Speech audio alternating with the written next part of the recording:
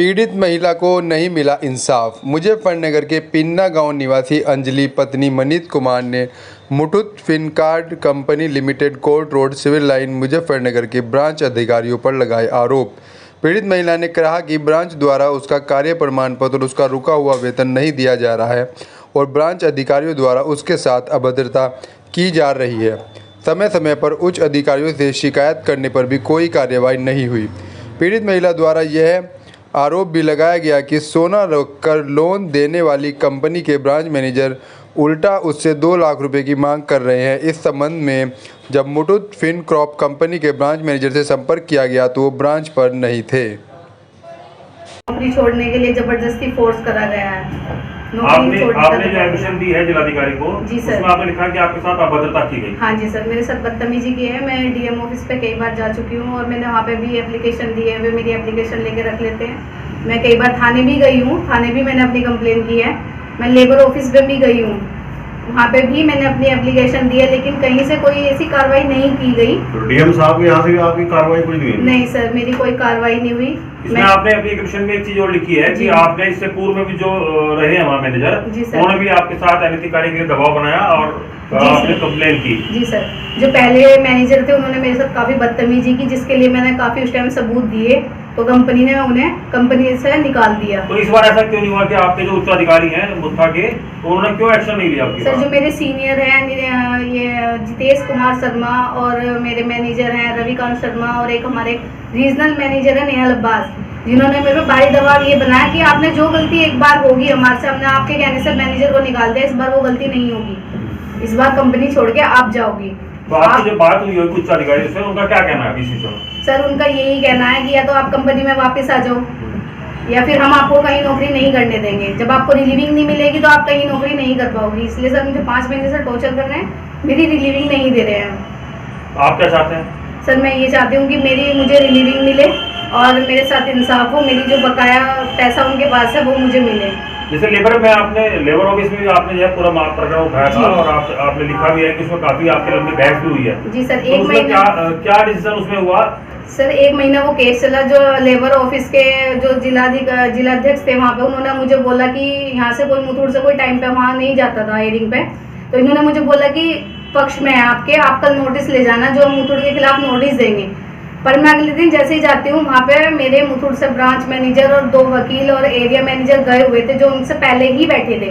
उनकी पता नहीं ऐसा आपसी क्या बात हुई कि उन्होंने एकदम पूरा मुद्दा चेंज कर दिया। उन्होंने मुझे कहा कि बैठ के समझौता कर लो और जैसे भी होता हो इस केस को बाहर ही निपटा लो, यहाँ पे कुछ नहीं होगा। आपका कहना ये भी है कि मुद्दा की जो हाई अथॉरिटी है उन्होंने आपको ये भी कहा कि जो जिनका गोल्ड लोन आपके पास रखा हुआ था बैंक के पास, कि आप उनके खिलाफ रिपोर्ट दर्ज कराएं। जी सर। तो उसमें आपने क्या किया? जी सर, मुझे उन्होंने बोला कि आपने 4 कस्टमर हैं दूधली गाँव के सर, जिनका थोड़ा लो प्योरिटी का गोल्ड रखा हुआ है मुथूट में, जिसमें मेरे साइन है अप्रेजल के, जो कि मेरे बीएम ने, जो पूर्व बीएम थे, उन्होंने जबरदस्ती करवाए थे। जब मेरी नई नौकरी लगी थी मुझे नहीं पता था, और बीएम के भी साइन है।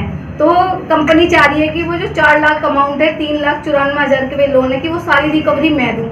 तो मैं उस रिकवरी को देने के लिए सर तैयार होगी। उन्होंने बोला कस्टमर कन्वेंस करो। सर, मैं 10 दिन रेगुलर दूधली गई हूँ, कस्टमर के खिलाफ एप्लीकेशन दी है, सब कुछ करने के बाद जब कस्टमर एग्री हो जाता है, एरिया मैनेजर ने बोला कि पूरा ब्याज माफ कर देंगे 2 साल का, 2 लाख। आपको वो सिर्फ बोलबरी कहा गया या कोई लिखित में दिया गया? नहीं सर, लिखित में मुझे कुछ नहीं दिया। मुझे बस लिखित में एक मेल दी थी कि आप इस पूरे केस क्लियर कर दो, आपको रिलीविंग मिल जाएगी। जब कस्टमर वहाँ पे क्लोज कराने के लिए जाते हैं तो उन्होंने क्लियर मुझे मना कर दिया कि पहले 2 लाख रुपए आप हमें दो, ब्याज जो है वो ब्याज आप दोगी, कस्टमर अमाउंट देगा, उसके बाद ही हम करेंगे। कस्टमर को वापस भेज दिया गया, जो कि वो क्लोज नहीं कर रहे। उनका मेन मुद्दा मुझे रिलीविंग ना देने का है, मुझे परेशान करना है। वो गोल्ड है, हाँ जी, उसकी जो वैल्यूएशन है वो कितनी है?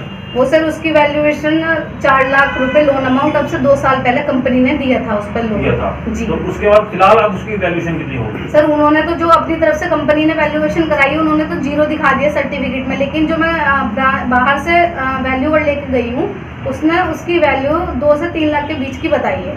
अच्छा। कि 2 से 3 लाख वैल्यू इसकी मार्केट में भी है। अब वो 2 साल पहले वो लोन हुआ था, क्या वो 2 साल का ही टाइम पीरियड है उसका? कितना नहीं टाइम पीरियड था उसका? सर 9 महीने का टाइम पीरियड होता है। अगर 9 महीने में कस्टमर ब्याज जमा नहीं करते तो वो गोल्ड कंपनी सेल कर देती है। आपका कहना है कि 2 साल हो गए।